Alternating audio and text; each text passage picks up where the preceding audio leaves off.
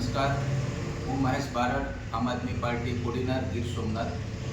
ગુજરાતમાંથી ભારતીય જનતા પાર્ટીના ભ્રષ્ટાચાર, અહંકારી અને દમનકારી શાસનમાંથી ગુજરાતની જનતાને મુક્તિ અપાવવાના દ્રઢ નિર્ધાર સાથે આવતીકાલથી આમ આદમી પાર્ટી દ્વારા સમગ્ર ગુજરાતમાં ગુજરાત જોડો જનસભાનું આયોજન કરવામાં આવી રહ્યું છે.